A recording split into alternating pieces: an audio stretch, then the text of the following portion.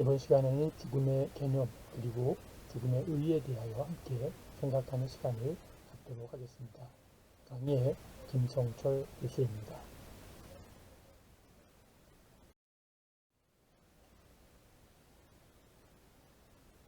이번 시간에는 죽음의 개념에 대해서 함께 생각하는 시간을 갖도록 하겠습니다. 죽음이란 무엇인가에 대한 의문을 늘 갖고 있으면서도 한마디로 죽음이 무엇이라고 말하기에는 쉽지가 않습니다. 죽음은 각 나라마다 국가의 환경, 개인들의 가치관 및 또 이념, 그리고 성격, 또는 생태학, 또는 종교와 그리고 철학, 여러 조건에 따라 다르게 느끼고 달라지기 때문에 죽음에 대한 개념을 이야기하기가 쉽지는 않은 일입니다. 우선 물리학이나 또는 생물학적으로 인간의 심장에 고동이 멎으면 더 이상 호흡을 하지 않는다라는 상태에서 이것을 우리는 심폐사라고 이야기하고 이러한 심폐사를 죽음이라고 합니다. 또는 영적인 관점에서의 죽음은 영혼과 육체의 분리라고 볼 수 있는 것이죠. 즉 다시 말하면 생명의 원리로서의 초월적인 어떤 것이 육체를 떠나는 것이 죽음이다 이렇게 보는 것입니다. 또는 심리학적으로는 어떤 사람이 완전히 자기 자신의 내면으로 몰입되어 어떠한 타인과의 인간적인 접촉도 원하지 않을 때 그 사람은 죽었다라고 합니다. 더 나아가서는 신경학적 관점에서는 두뇌의 기능의 정지, 즉 뇌파계가 어떠한 두뇌 활동도 감지되지 않을 때 이것을 우리는 뇌사라고 이야기하고 있습니다. 그 사람은 죽었다라고 하는 것이죠.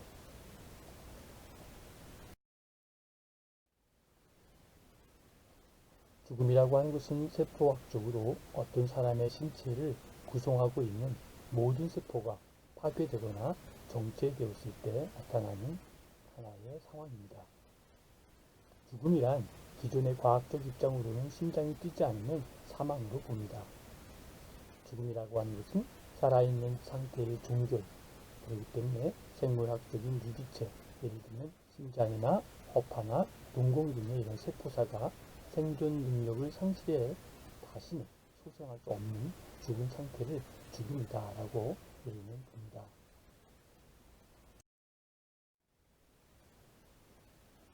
다음은 죽음의 유형에 대해서 살펴보겠습니다. 영혼적인 죽음으로 신으로부터의 이탈을 이야기할 수 있고요. 생물학적 죽음으로 뇌나 심장 등 인간의 생명과 관계되는 장기의 기능이 멈추는 것으로 볼 수 있겠습니다. 더 나아가서는 정신, 심리학적인 죽음으로 회복될 수 없는 혼수 상태에 빠지는 것이고, 사회적 죽음으로 이것은 인간이 사회 환경에 더 이상 적용될 수 없는 상태로서 현실 세계로부터 완전히 밀축된 경우를 말하고 있습니다. 더 나아가서는 죽음의 유형 중에는 복수의 수단이기도 하고 감당 못할 현세를 벗어나기 위한 도피의 수단이기도 하고 자기의 불멸의 존재를 확인하기 위한 최종적이며 완벽한 자기애의 구현이라고도 볼 수 있습니다. 그리고 응징과 책벌이란 뜻에서 피학적 성향을 만족시키는 방법이기도 합니다. 죽음의 개념을 생물학적 논증으로 살펴본다면 모든 생명체는 하나의 유기체로 구성 부분들의 모든 기능들을 통합함으로써 유지되는데 만약 유기체의 기능들을 전체적으로 통합하지 못하게 되면 유기체는 더 이상 존속할 수 없게 됩니다. 유기체 전체로서의 통합된 기능을 상실하는 시점을 그 유기체의 죽음의 시점에서 설정할 수 있다라고 보는 것이죠. 그런 면에서 좀 더 도덕적 논증을 살펴보면 살아있는 사람에게 영양과 수분 공급을 중단하는 행위는 바로 도덕적으로 용납되기 힘들다라고 하는 것이죠. 더 나아가서는 시체에게 인공호흡기를 부착하여 계속 산소를 공급하는 것은 의료 장비의 낭비라고 비난을 받고 있습니다. 그리고 도덕적 논증은 어떤 사람을 사망한 사람으로 처리하는 것이 어느 시점부터 도덕적으로 정당화될 수 있는가를 문제로 삼는 것이 바로 도덕적 논증입니다.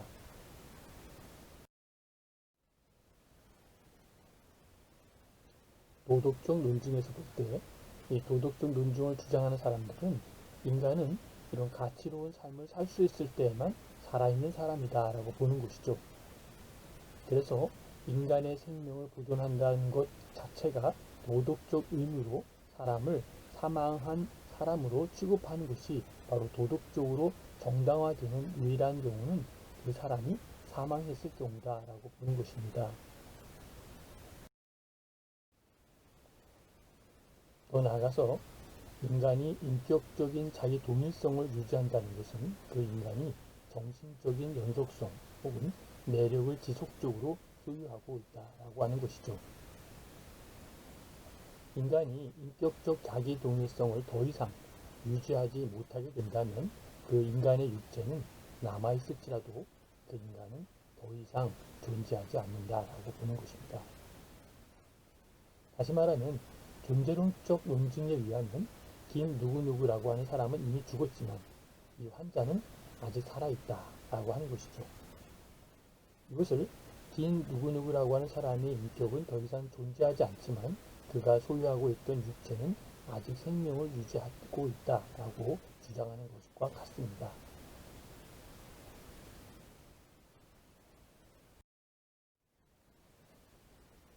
세계보건기구 WHO는 죽음이란 소생할 수 없는 삶의 영원한 종말이다라고 보고 있습니다.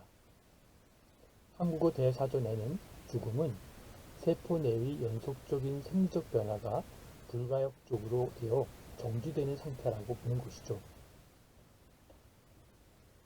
웨스터 사전에는 죽음이라고 하는 것은 동물, 식물에서 소생의 가망이 없는 생체 기능의 영구적인 정지다라고 보고 있습니다.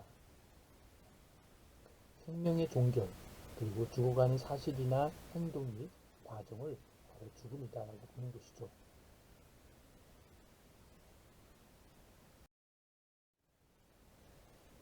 대한의학협회 내에 죽음의 정의위원회가 있는데요. 여기서는 이렇게 정의하고 있습니다. 심장 기능 및 호흡 기능과의 반사의 불가역적 정지 또는 소실이라고 이야기하는 것이죠. 그리고 임종이라고 하는 것은 생명이 끝나가는 것, 다시 말하면 죽음이 임박하는 것, 점차 소멸되는 것 이렇게 설명하고 있습니다. 칼 리시는 모든 생명체에 자연적으로 일어나는 생물학적인 사건, 원죄의 결과, 그리고 신과 하나가 되는 전체성의 변화를 이야기하고 있습니다. 그런 면에서 죽음이라고 하는 것은 본질적으로 중요한 특징의 불가역적인 상실로 말미암아 생물체가 완전한 변화를 일으키는 것을 말하고 있습니다.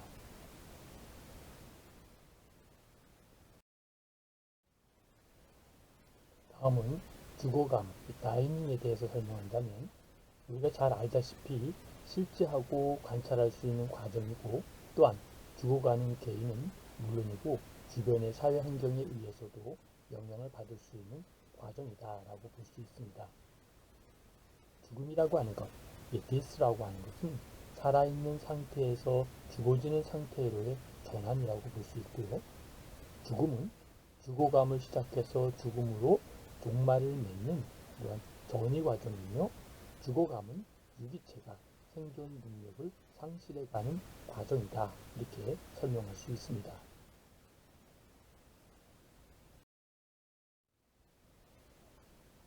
임종의 강도란 사람이 죽어가는 속도 그리고 기능의 쇠퇴율을 말하는 것인데요. 죽음이란 사람이 신체적으로 죽음이 확인되는 시점, 다시 말하면 숨을 거두다, 그리고 심장의 고동이 멈추다라고 하는 측면이 바로 이것을 죽음이다라고 보고 있습니다. 죽음은 인간이 더 이상 사고하고 감동을 느낄 수 없게 되어 그를 하나의 물체 밖에 취급할 수 없게 될 때 그 사람은 사회적으로 죽었다라고 할 수 있습니다. 칼 융은 죽음은 하나의 목적 있는 완전하고 영원한 휴식 상태로 돌아가는 과정이다 이렇게 이야기하고 있습니다.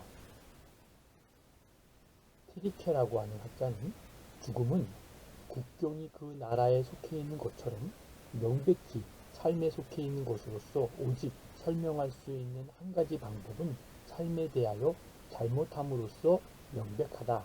이렇게 설명하고 있습니다. 조금은 좀 철학적인 이야기라 좀 어려운 느낌도 있죠. 그런데 죽음은 그래서 인간은 인간이지 신이 아님을 잊지 않게 하는 하나님의 의지를 표현한 것이다. 이렇게 이야기를 하고 있습니다.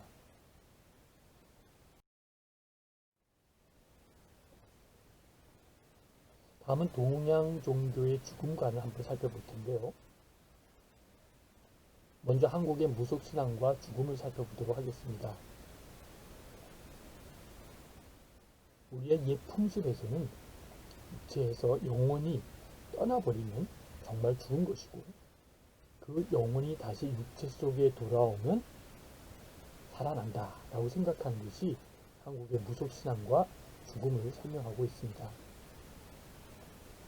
한 인간이 호흡을 멈추면 그 사람이 입던 옷을 가지고 지붕 한가운데로 가서 북쪽을 바라보며 그 사람의 이름을 3번 길게 부르는데 죽은 사람의 이름을 부르는 것은 이 혼이 다시 몸에 합하도록 하는 것, 다시 말하면 보복 혹은 초혼이라고도 하죠.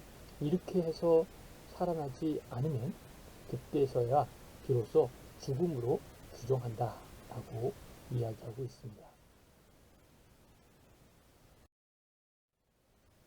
공자의 제자인 계로가 공자에게 이렇게 묻습니다. 죽음이 무엇입니까?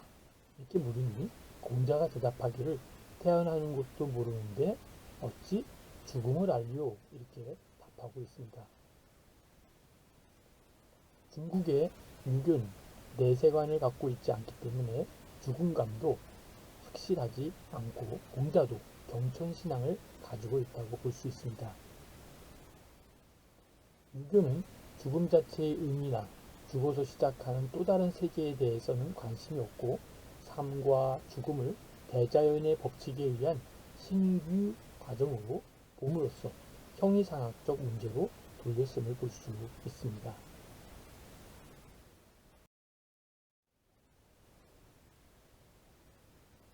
중국의 유교 사상과 죽음 중에 공자가 한 것처럼 볼 때 귀신과 죽음의 질문을 뿌리치면서 사람과 삶의 정력적 관심과 사랑을 나타낸 것, 이것이 바로 유교다라고 보고 있습니다. 죽음은 인생을 시작해서 엮어가다가 마치는 엄숙한 과정이라는 것이죠.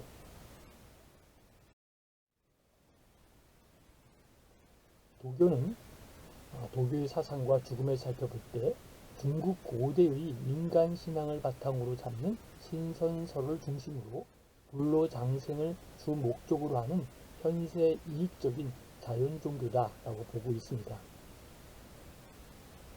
도교는 죽음을 문제시하지 않고 죽음을 단지 자연 변화의 일부로서 도에 의하여 지배되는 것으로 이해하고 있습니다.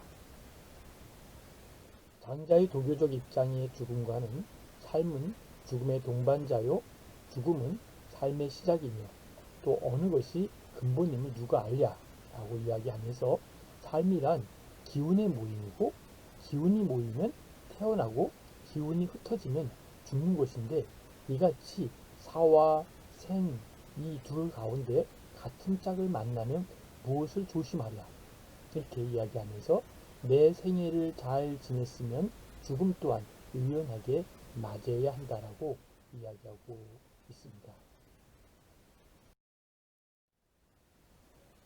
그럼 인도의 힌두교와 죽음은 어떤 관계가 있을까요? 고대 인도인은 사람들이 죽어서 가는 세상을 야마라고 불렀고 이것이 불교에 들어오게 되면 염라라고 음역되며 후기 메다 시대, 다시 말하면 기원전 8세기경에 이르면 야마의 왕국에서조차 삶과 죽음이 있다는 논쟁이 일어나서 민의 사상이 싹트게 되었음을 볼 수 있습니다. 인도인들은 이 세상에서 가장 큰 불가사의를 죽음이라고 생각하고 있습니다.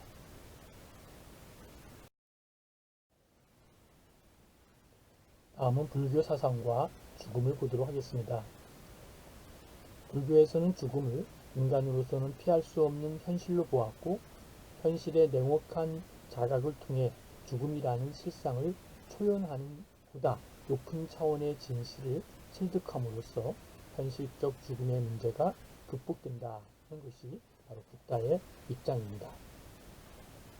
극복을 통해 자유로움을 추구하는 것이 불교 전반의 목표이고, 불교에서 문제가 되는 것은 사후의 존재가 아니라 죽음에 대한 새로운 차원의 인식이다 라고 보고 있습니다.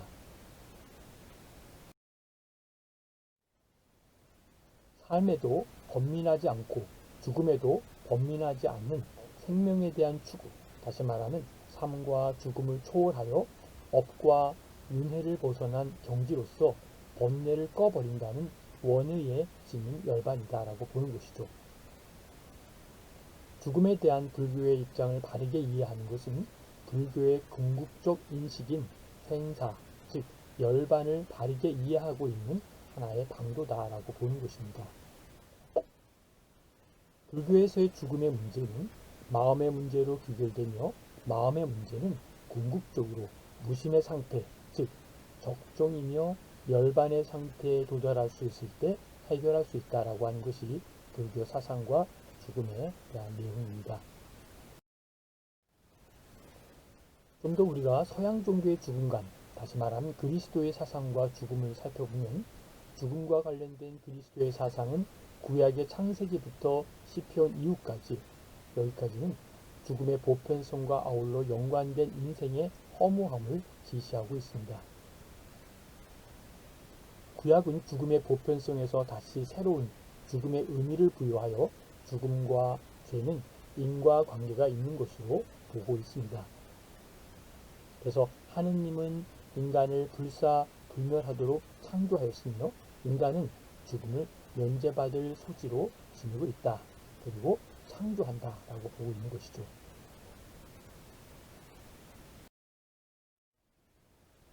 인류의 원조 아담과 하와가 하느님께 순종치 않음으로써 죽음이 세상에 들어왔으며, 죄로 인해 죽음이라는 벌을 받게 된 것으로 믿는다는 것이죠.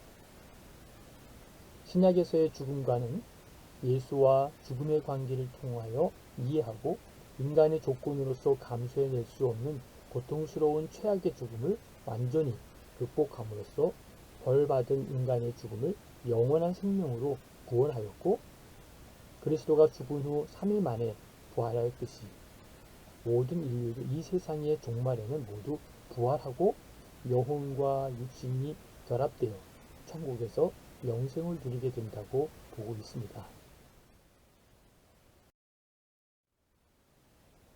그리스도교의 죽음과는 사도 바울, 사도 바울의 얘기한 말 중에 내게는 그리스도가 생애의 전부이다. 그리고 죽는 것도 내게는 이득이 된다라고 빌립보서 1장 21절에 이렇게 요약하고 있습니다.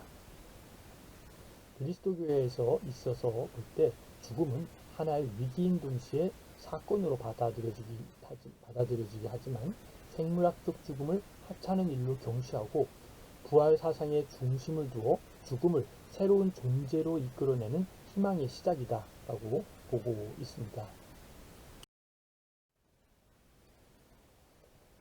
죽음에 대한 태도를 한번 살펴보면요. 인간은 누구나 출생 후 성장하여 나이가 들거나 병들어 사망한다는 것이죠. 그리고 죽음은 삶의 과정 속에 존재하는 한 부분으로 누구도 피할 수 없는 보편적인 문제로서 언제 어떤 모습으로 다가올지 모르는 것임에도 불구하고 대부분의 인간은 죽음에 대해 무관심하거나 회피하려고 한다는 것이죠. 피할 수 없는 죽음을 인간이 어떻게 인식하는가에 따라 삶을 영위하는 방식이 달라지기 때문에, 그리고 평소 죽음에 대한 준비가 되어 있지 않은 경우 흔히 죽음을 앞두고 조금이라도 더 생명을 연장하려고 부질없는 노력을 하다 생을 정리하지도 못한 채 죽음을 맞이하게 되므로, 죽음 준비 과정을 통해 죽음에 대한 올바른 태도를 형성하는 것이 중요하다라고 볼 수 있습니다.